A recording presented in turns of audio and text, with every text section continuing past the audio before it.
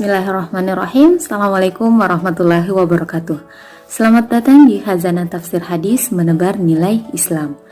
Kali ini bersama saya Nur Zakia Bakti, kita akan bahas sedikit mengenai tentang pengendalian amarah. Mungkin teman-teman sendiri sudah sering mendengar atau sangat familiar dengan hadis an Abi Hurairah radhiyallahu anhu anna rajulan qala lin nabi sallallahu alaihi wasallam ausini qala la takdub faraddadan miraran qala la takdub, rawahu Bukhari. Ada seorang pemuda datang kepada Rasulullah sallallahu alaihi wasallam meminta ausini, wasiati saya atau nasihati saya wahai Rasulullah. Maka Rasulullah mengatakan la takdub, janganlah kamu marah. Nah, kemudian pemuda ini mengulang kembali permintaannya, tetapi Rasulullah tetap mengatakan la takdub.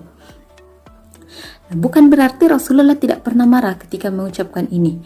Nah, kebahagiaan atau bahagianya Rasul, marahnya Rasul itu terlihat jelas di wajahnya. Karena wajahnya Rasul itu sangat bersih, putih bersih, maka ketika marah wajah beliau akan memerah.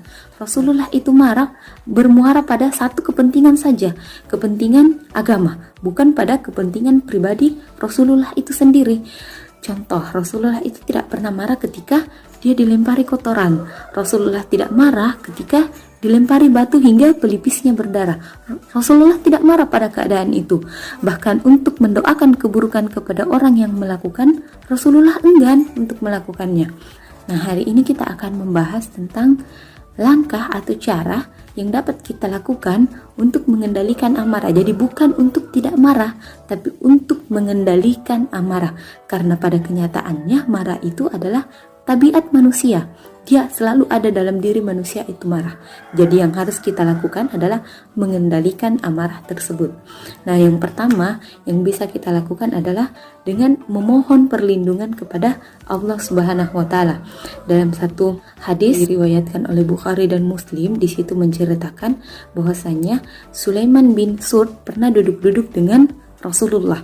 Sallallahu alaihi wasallam dan melihat dua orang yang sedang saling mencaci hingga salah satu di antaranya memerah wajahnya dan urat-urat di lehernya itu memuncak. Kemudian Rasulullah mengatakan, "Inni la'alamu kalimatan law qalaha la dhahaba anhu ma yajidu.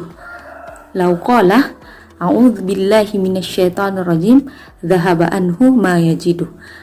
Maka di sini dikatakan saya punya satu kalimat, saya tahu satu kalimat yang ketika dibaca oleh orang ini maka marahnya akan hilang. Itu kata Rasulullah. Kalimatnya apa? A'udzu billahi minasyaitonir rajim. Itu katanya. Mengapa kalimat ta'awuz ini dijadikan salah satu ucapan, salah satu kalimat untuk mengendalikan amarah kita? Karena memang marah itu sumbernya dari syaitan. Nah, yang bisa melindungi kita dari godaan syaitan itu hanya Allah Subhanahu wa taala.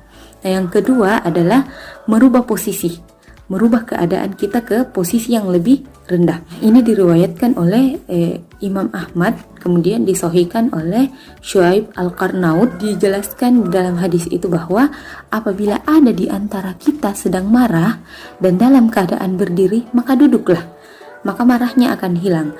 Kalau ketika dia duduk marahnya belum hilang, maka berbaring.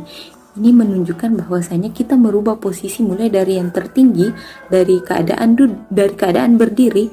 Karena pada saat berdiri orang bisa melakukan apa saja, bisa memukul, bisa menendang, bisa melakukan hal-hal yang mungkin bisa dia sesali di kemudian hari.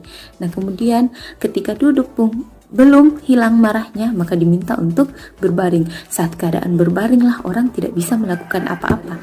Nah, yang ketiga adalah diam, menjaga lisan.